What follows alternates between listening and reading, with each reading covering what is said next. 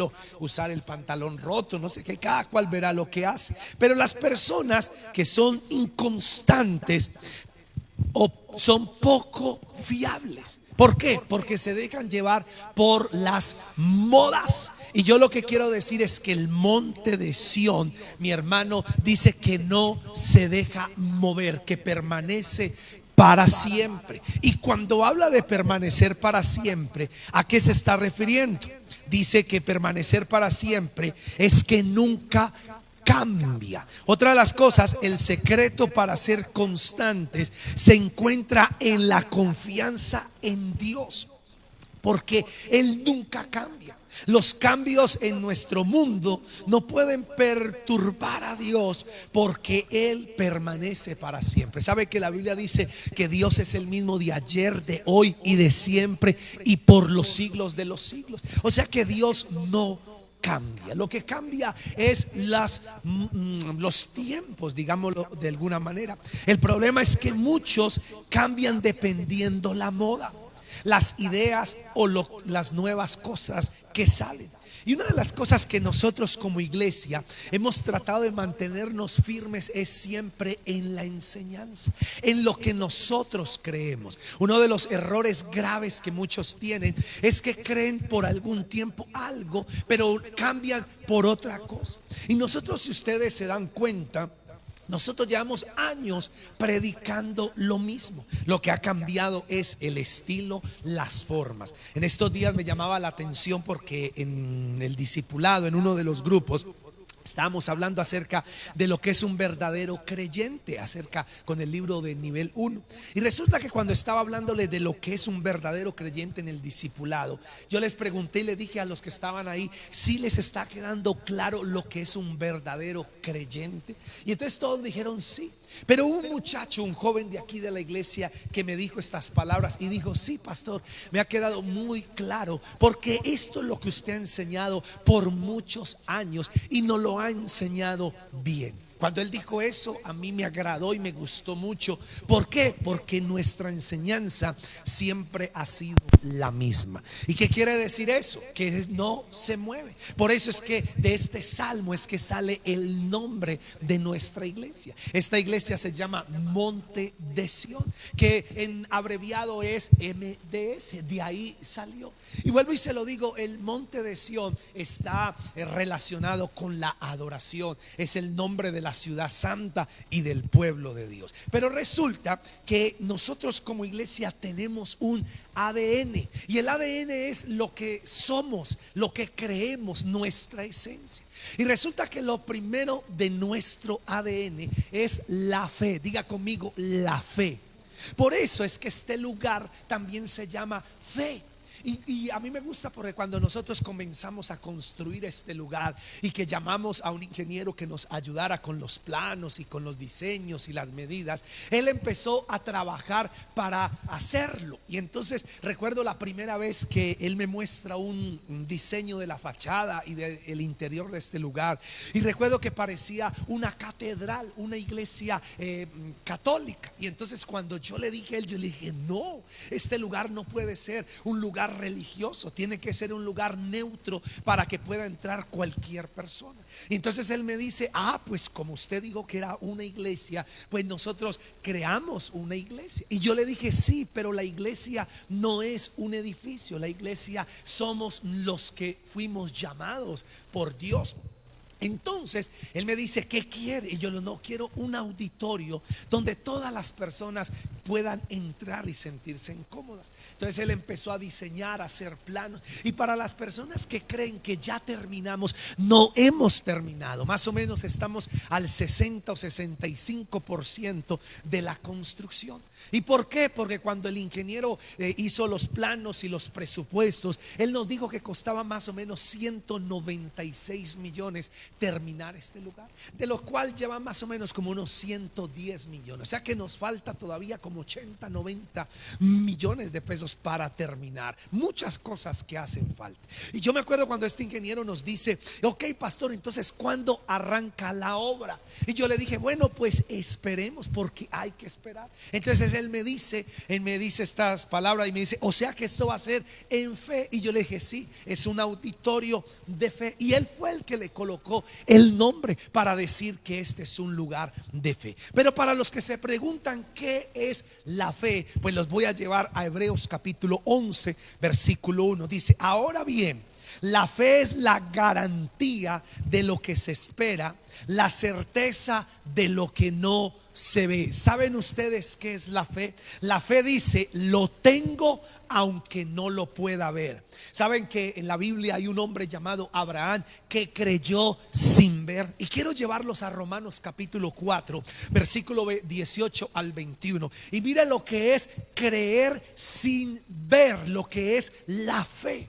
Y dice: y contra toda esperanza Abraham creyó y esperó. ¿Qué hizo Abraham?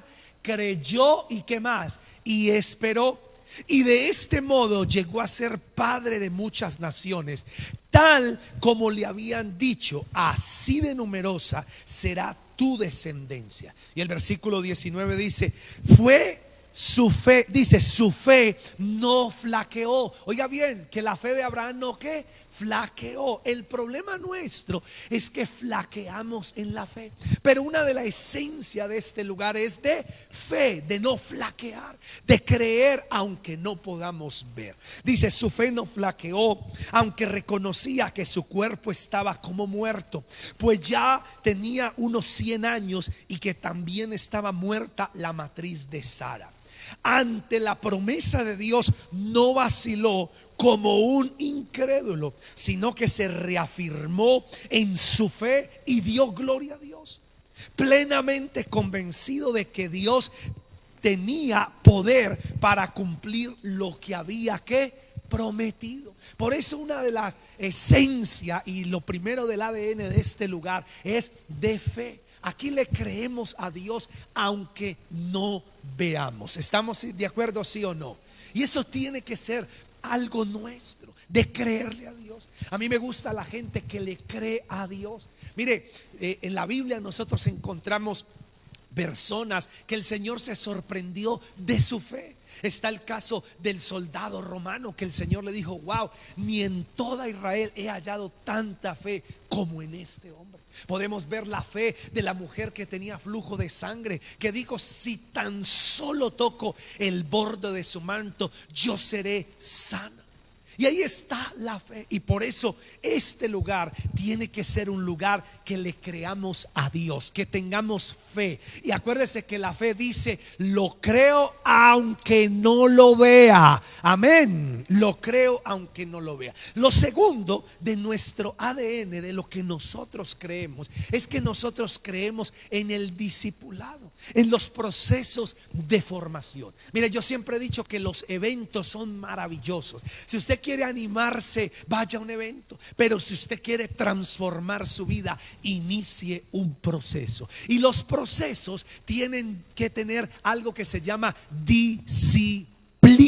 Si usted no es disciplinado cuando inicia un proceso, pues va a perder el tiempo. Eso es como la persona que quiere aprender un nuevo arte o hacer algo nuevo, y entonces dice: ok, voy a empezar, pero empieza tan animado y a los 8 días ya no tan animado y después desanimado. Pues mi hermano, si usted no tiene disciplina, usted no va a poder lograr. Por eso es que nosotros en este lugar creemos en algo que se llama la gran comisión, que el Señor le mandó a los discípulos. Y para eso quiero que mire Mateo capítulo 28 versículo 19 al 20. Y mire lo que el Señor Jesús, antes de irse, le comisionó a sus discípulos, o sea, a todos nosotros. Dice: por tanto, vayan y hagan que discípulos de todas las naciones. Y a esos discípulos, ¿qué hay que hacerles? Bautizarlos en el nombre del Padre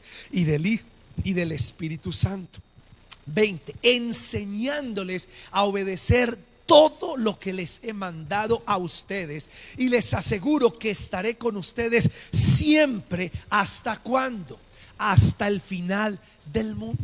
Y hay gente que siempre habla de este versículo y dice: Dios está conmigo todos los días hasta el fin del mundo. Pero aquí la palabra nos dice que con quienes Dios va a estar todos los días hasta el fin del mundo. ¿Con quiénes? Con los que hacen discípulos, con los que obedecen todo lo que Dios ha mandado.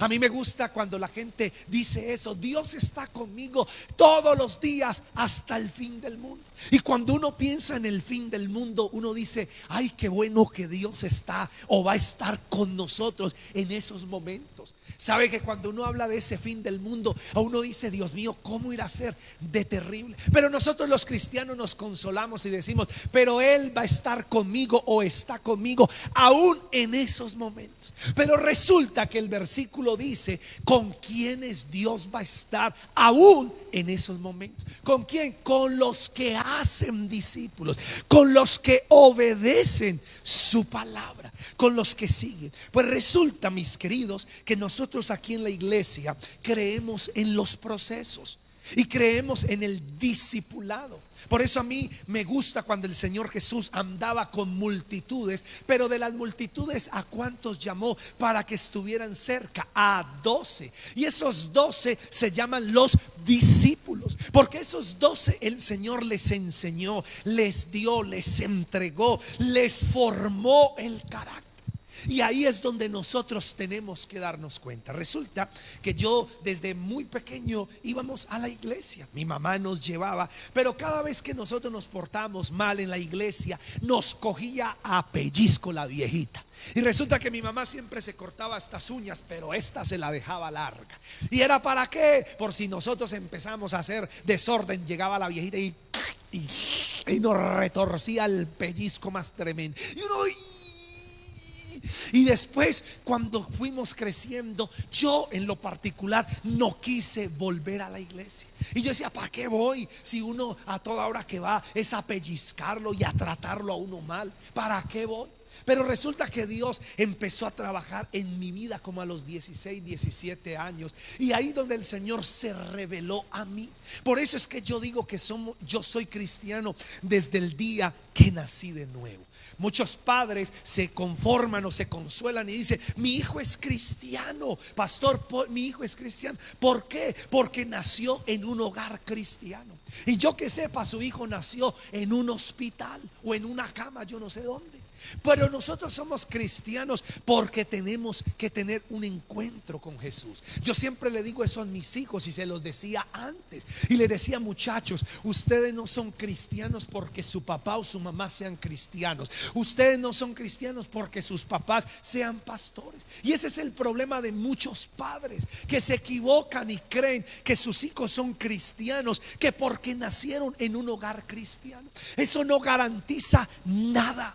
¿Sabe por qué? Porque ese niño o esa persona tiene que tener un encuentro personal con Jesucristo. Yo siempre le decía a mi hija, a mi hijo también, le decía: ustedes un día Dios se va a revelar a sus vidas y van a entender lo que es la fe.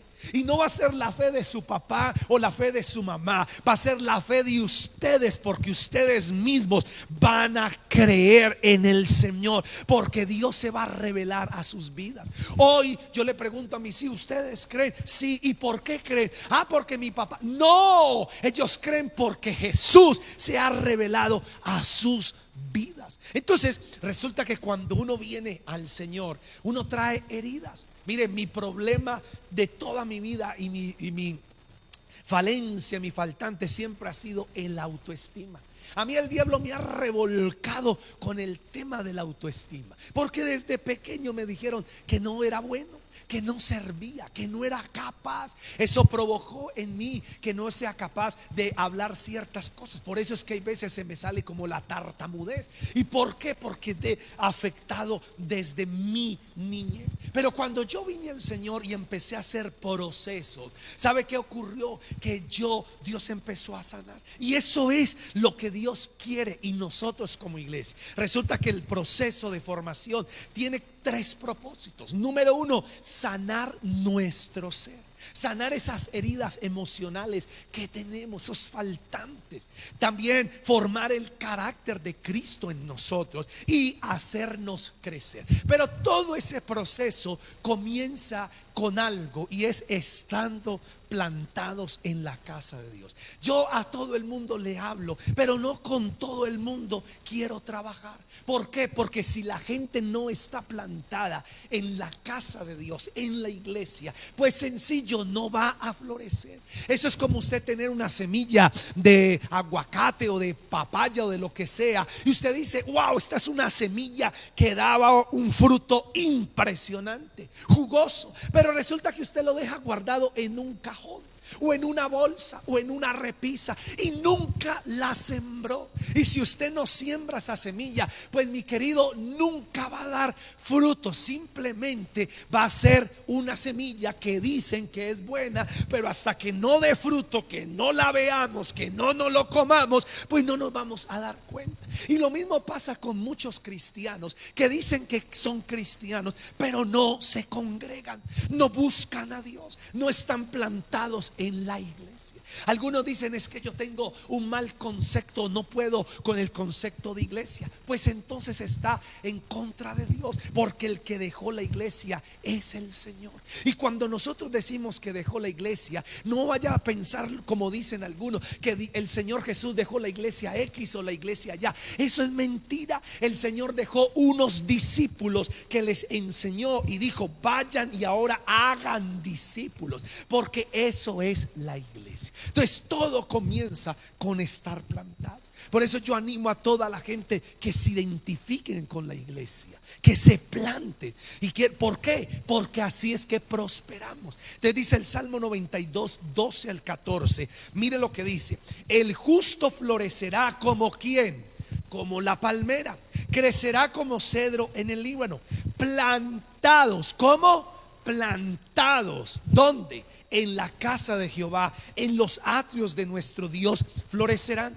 Aún en la vejez fructificarán, estarán vigorosos y como y verdes. Pero si están como plantados. ¿Qué significa estar plantado? Resulta que estar plantado no es simplemente asistir a una iglesia o a la iglesia. Estar plantados es tener un sentido de pertenencia y compromiso con la iglesia, con ella. Es echar raíces profundas. Por eso es que estamos estructurando todo para que puedan ustedes echar raíces.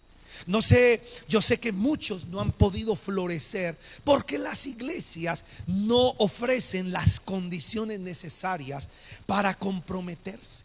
En la iglesia estamos tratando de brindar herramientas para que las personas dejen de ser simples asistentes y se conviertan en líderes, en gente de influencia. Entonces por eso hay un proceso, y ese proceso comienza con estar plantados en la casa de Dios. Y luego lo que queremos es que haya grupos de conexión donde la gente pueda participar, donde hagan el ahora qué, donde vayan después a un encuentro donde inicia ese proceso. En ese encuentro después hay bautismo de agua. Después vienen unas verdades básicas y un libro que se llama 12 pasos para una sanidad total. De ahí viene lo que es la formación básica del nivel 1, nivel 2 y nivel 3. Y por último viene ese conquistadores, para que podamos servir. Y todo eso es un proceso que lo que quiere hacer es sanar nuestro ser, es formar el carácter de Cristo en nuestras vidas y que nosotros crezcamos, o sea, que seamos personas de influencia, de carácter. Otra de las cosas que tiene nuestra iglesia y está dentro del ADN es que nosotros tenemos que tener límites claros y bien establecidos. Amén. Límites. Por eso es que hay gente que tiene problemas con ciertos pecados, con cierta vida desordenada, y muchas veces creen que no sirven para esto. Yo he tenido que orar por personas que me dicen: pastor, yo definitivamente para esto no sirvo, porque yo cada vez caigo, sí, vuelvo y la embarro. Y yo le digo: ¿y quién le dijo a usted que no sirve para esto? Si es que el Señor a todos nos ha llamado y con todos tiene su gracia y su misericordia. Lo que pasa es que muchas veces no hemos colocado límites bien claros y definidos, porque si nosotros tenemos límites claros y definidos, eso nos va a ayudar a vivir en santidad, a vivir en entrega en lo que Dios quiere. Entonces, ¿cuáles son algunos de esos límites que tenemos que tener claros y definidos? Número uno, no participar en lo que el mundo ofrece. ¿Sabe por qué? Porque el mundo es un ambiente de vicios, es un ambiente de pasiones desordenadas. Mire lo que dice en Efesios capítulo 5 versículo 11. Dice: no tengan nada que ver con las obras infructuosas de la oscuridad, sino más bien que denúncienlas. En la Reina Valera dice: repréndalas. Y por eso es que nosotros tenemos que tener límites muy claros, y es de no participar en lo que el mundo está ofreciendo.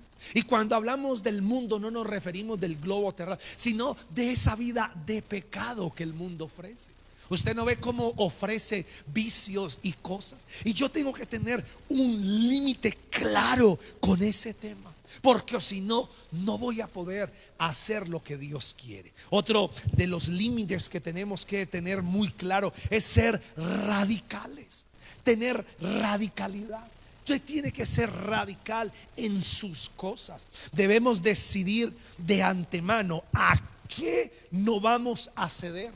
¿Sí? Radicales. Por ejemplo, a reuniones donde prime los vicios, donde prime ciertas cosas, usted tiene que ser radical y decir: no voy a participar, no voy a meterme en esa situación. Ser radical. Otro límite bien definido que tenemos que tener es que tenemos que evitar pasar mucho tiempo con los incrédulos. ¿Sabe que hay un dicho popular que dice que el que anda en la miel algo se le pega? Mi mamá me decía desde pequeño: dime con quién andas y te diré quién eres. Y resulta que hay mucha gente que le gusta andar todo el tiempo con incrédulos, con personas que no son de fe. Y resulta que ahí donde los van contaminando y arrastrando, porque resulta que la meta de los incrédulos es hacerlos caer, tentarlos para que cedamos. Por eso muchas veces vienen con esas insinuaciones: a que usted no es capaz de hacer eso, el pastor le pega, la religión se lo prohíbe. Y uno dice: no, a mí no me lo prohíbe nada, pero a lo último uno cede, porque ese es el propósito de los incrédulos, hacerlo caer a uno.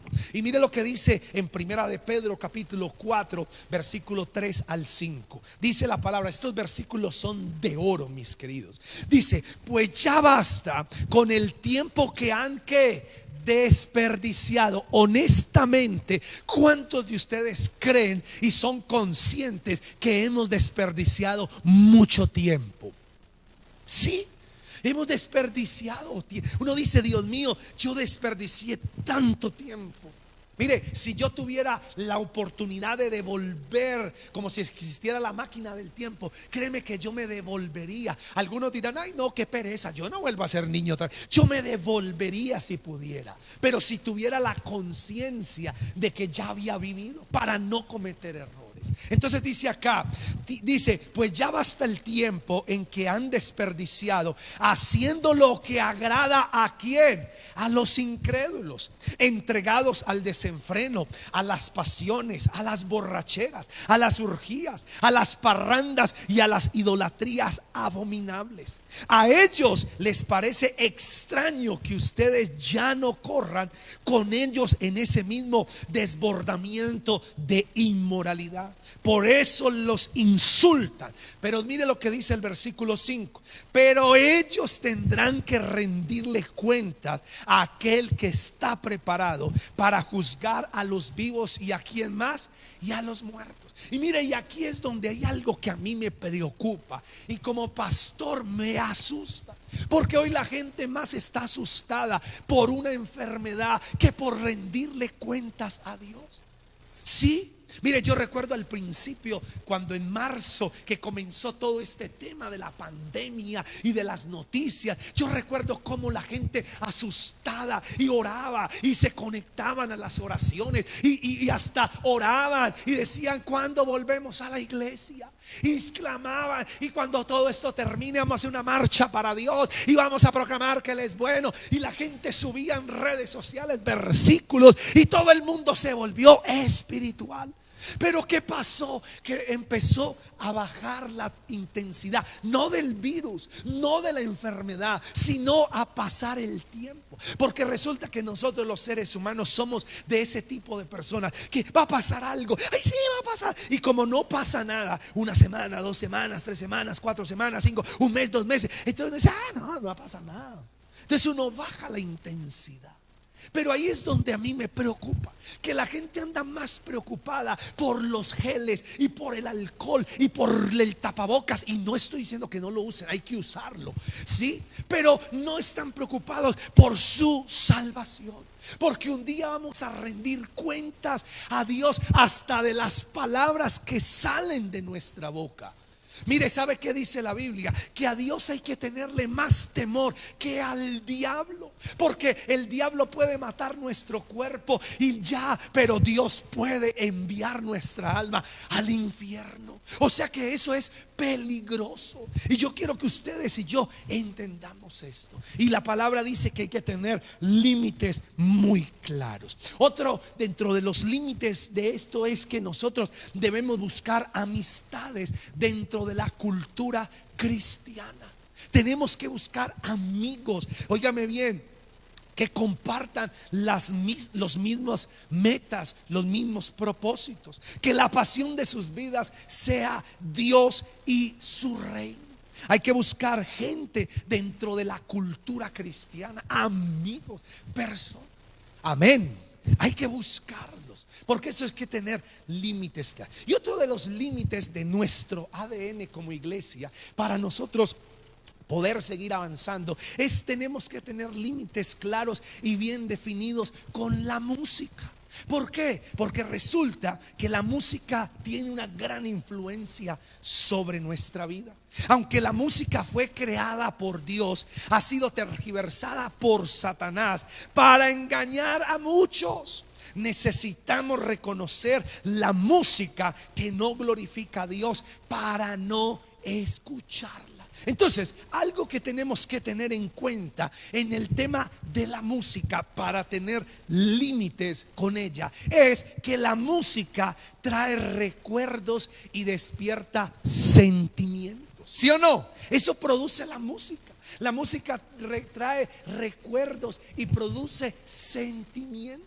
Yo he visto gente que está tranquila, que está normal, y de momento oyen una canción X o Y y se deprimen y se vuelven melancólicos. Y resulta que eso les dañó el día.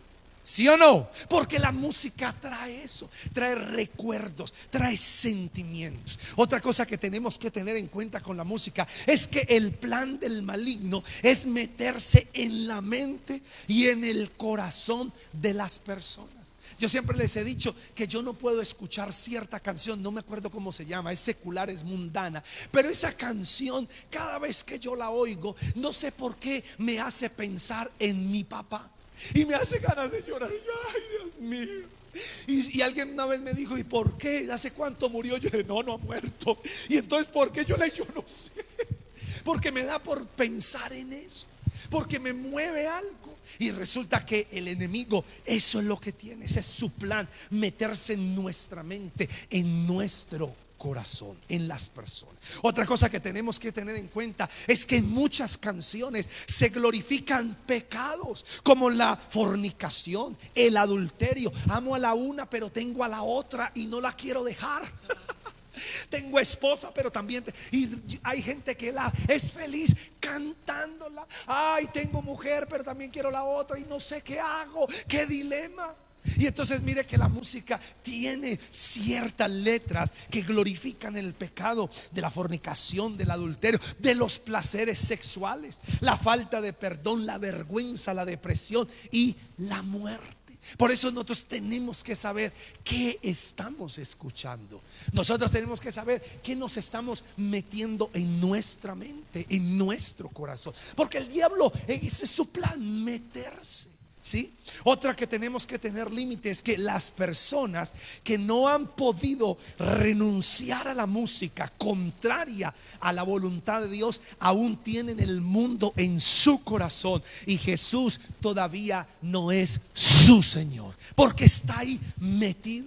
O sea que todavía tienen el mundo metido en su vida. Y algunos consejitos que nos pueden ayudar en este tema para tener límites claros es que debemos aprender a reconocer cuando una canción es buena y cuando una es mala. Amén. Cuando esa canción no nos edifica, cuando no nos trae nada bueno, pero cuando trae algo bueno. Y ahí es donde entra, porque muchas veces la gente me dice a mí: pastor, y si escucho esta canción, ¿es buena o es mala? Eso depende lo que le transmite a usted, porque usted es el que tiene que discernir si es buena o es mala.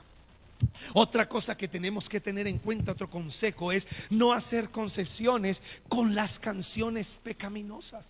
Pueden ser que nos vuelvan a atrapar ellas. Vuelve otra vez y nos atrapan. Otra que tenemos que tener cuidado y un consejito es no escuchar música que avive recuerdos o experiencias del pasado. Lo pueden llevar a sus antiguas prácticas. Yo conozco gente, y una vez les contaba ahora rato de un amigo que una vez se reunieron en cierto lugar en Armenia. Y resulta que ellos se reunieron sin estar programado nada, y ahí estaban escuchando música, tomando algo y no sé qué. Y de momento empezaron a recordar cosas. Y en esas que estaban recordando, uno le dijo: ¿te acordás cuando veníamos de Maicao? Que veníamos por tal parte y nos salió la policía y no sé qué, y esto y aquello. Y mientras que todos recordaban esa travesía que hacía como 20 años había pasado, había uno sentado ahí que también recordó. Pero él recordó no como los otros que estaban recordando, sino que él estaba recordando y dijo: sí, me acuerdo que ese día usted me dejó solo.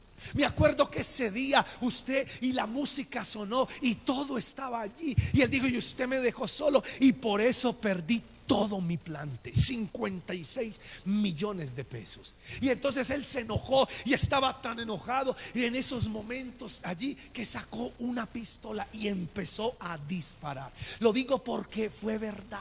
Porque un amigo mío, el que dijo ahí: ¿te acordás? Y que estaba esa canción y esto, ¿te acuerdas? Ese día que fuimos. Y ese hombre sacó y le pegó un tiro en el pecho y mató a su amigo.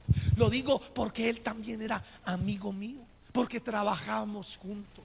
Y mire que todos esos recuerdos, música y esas cosas llevaron a que todo esto pasara. Por eso es que tenemos que tener cuidado de no escuchar esa música que nos pueda avivar o recordar esas experiencias del pasado que nos pueden llevar a las antiguas prácticas. Amén.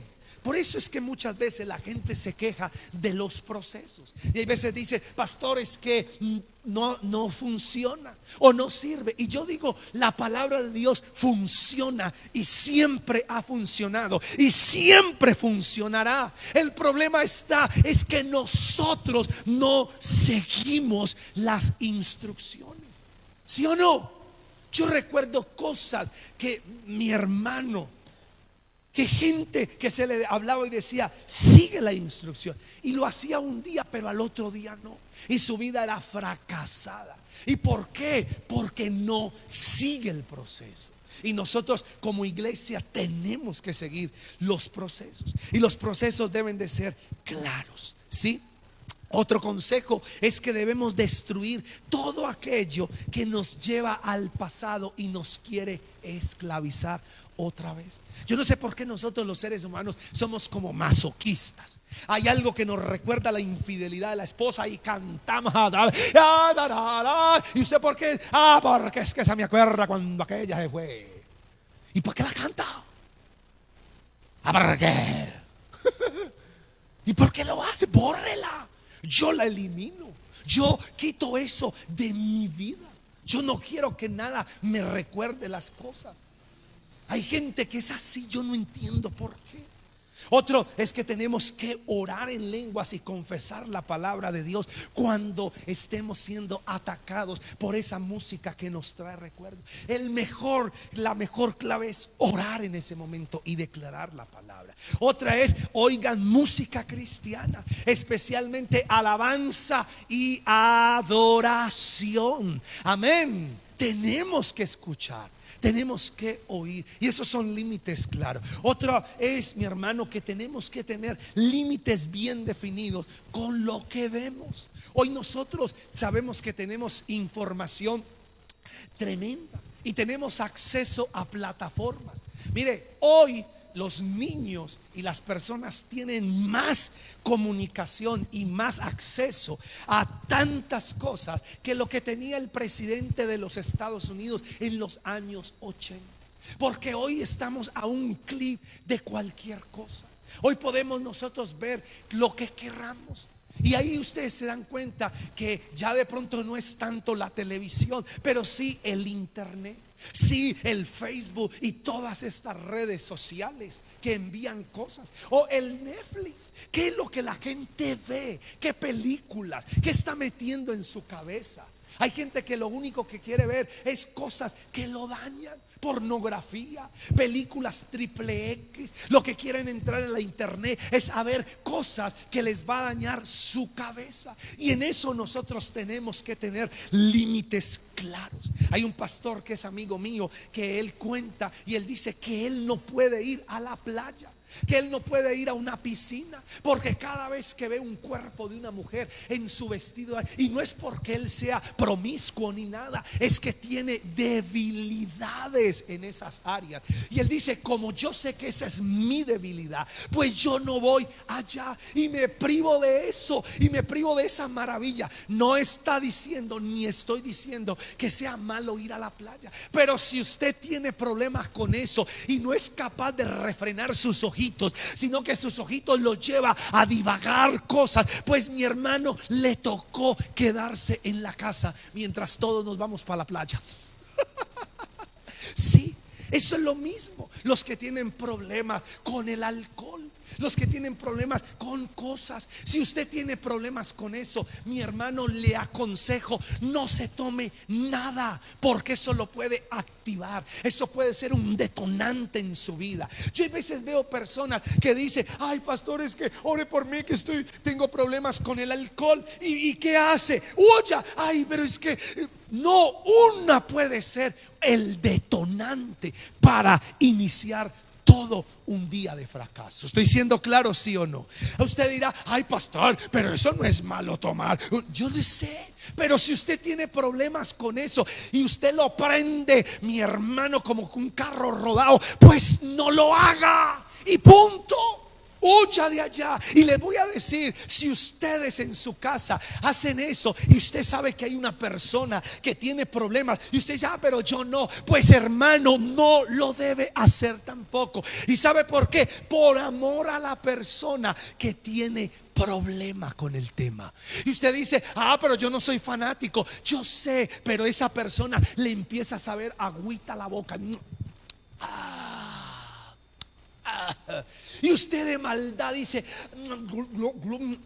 qué calor. Y el otro ahí, pues usted está haciendo de tropiezo para ese, porque esa persona tiene problemas. ¿Estoy siendo claro, sí o no? Hay gente que tiene problemas, que cualquier cosa es un detonante. Por eso vuelvo y lo digo, yo tengo problemas con el autoestima. A mí cada vez que el diablo me quiere sacudir, me sacude con el autoestima. Y por eso, mi hermano, cuando estoy como de baja nota, siempre vienen y me dicen cosas y el diablo y por eso tengo que meterme en mi cabeza y empezar a decir: yo soy capaz, yo soy hijo de Dios, yo soy un líder, soy un estratega, el Señor es mi pastor, nada me falta. Y tengo que empezar a confesar, porque o si no, hay veces me siento como la suela de los zapatos y me siento que no valgo para nada y que no sirvo para nada. Y más cuando está uno como sensible y no falta el que venga y le diga a uno cosas. Ay, hermano. Y eso es lo que trato de decirte. Por eso hay que tener límites claros. ¿Estoy siendo claro, sí o no, iglesia? Límites claros. ¿Por qué? Mire lo que dice en Primera de Corintios capítulo 10 versículo 23. Dice: todo está como permitido. ¿Qué dice el apóstol Pablo? Primera de Corintios capítulo 10 versículo 23. Dice aquí la palabra, escuche. Primera de Corintios 10 23 dice, atención: todo está permitido, pero no todo es que. Dice, oiga, todo está que. Por eso a mí me da una rabia cuando la gente dice: ay, es que los cristianos o los pastores o la iglesia le prohíben a uno de todo, que no esto, que no aquello, que no que. Mentira. A nadie aquí se le prohíbe nada. Usted verá lo que hace, con tales que no venga a llorar después: ay, pastor, ore por mí. Y mire lo que dice acá: todo está permitido, pero no todo es que. No todo es que. ¿Cuántos saben que uno puede hacer lo que le da la gana, pero no todo lo que hace es provechoso?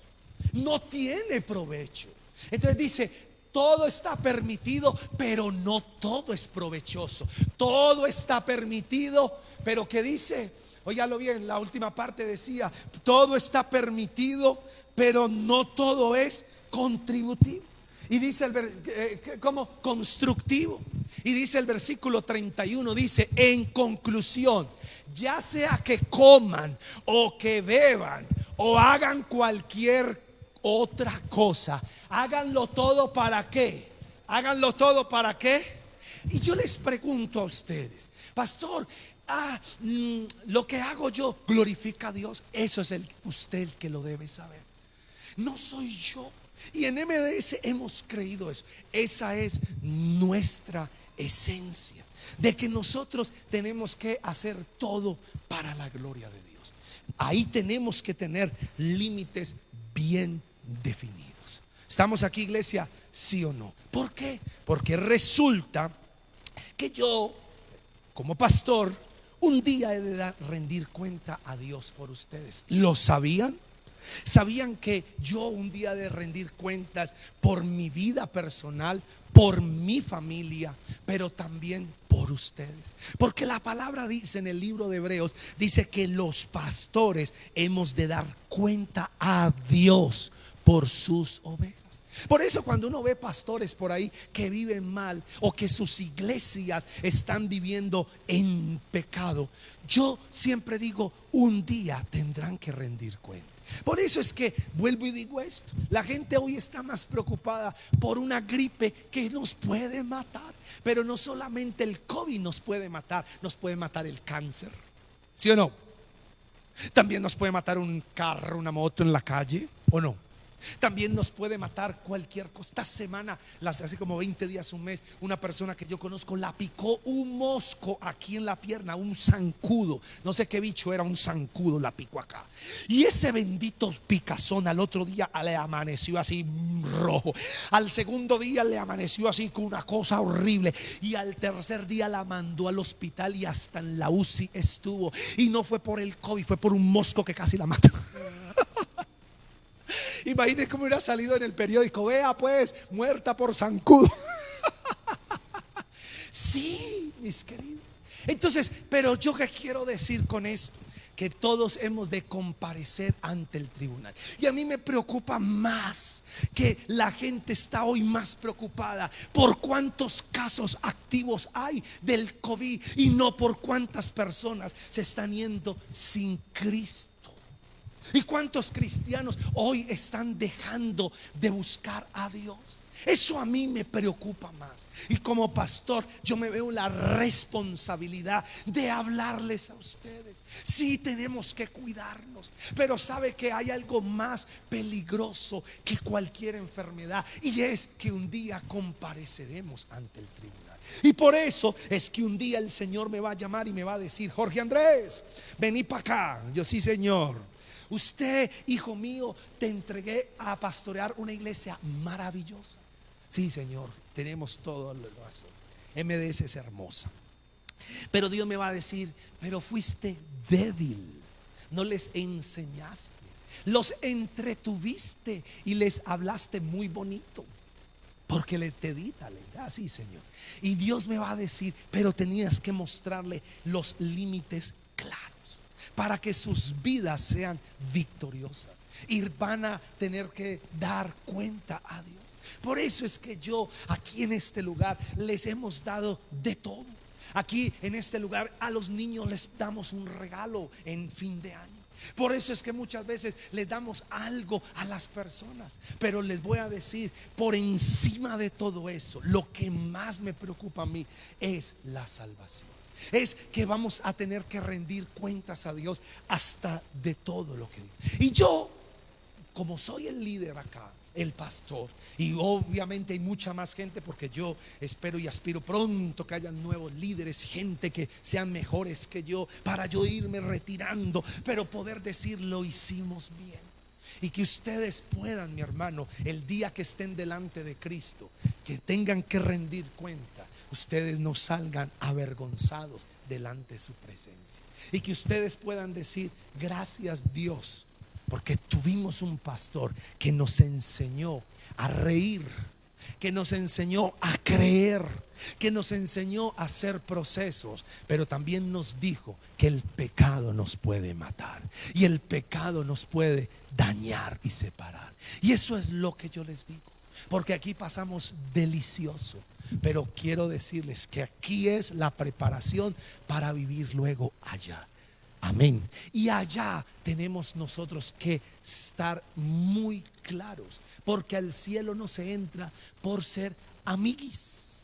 Porque hay gente que dice: es que Dios es amor y Él no va a permitir que yo me pierda. Pero la Biblia dice que Dios es fuego consumidor. La Biblia también dice que Dios es lento para la ira y grande en misericordia. La Biblia dice que Dios no tendrá por inocente al culpable, porque el que la hace la paga, y el que pecó tiene que reconocer su pecado. Y por eso es que lo que yo les quiero decir en este día, en MDS podemos disfrutar la presencia, pero váyase a casa siempre pensando: esto que escucho, esto que hago, esto que tomo, esto que como, esto que veo, esto que leo, esto que busco en Netflix o en internet, ¿glorifica a Dios?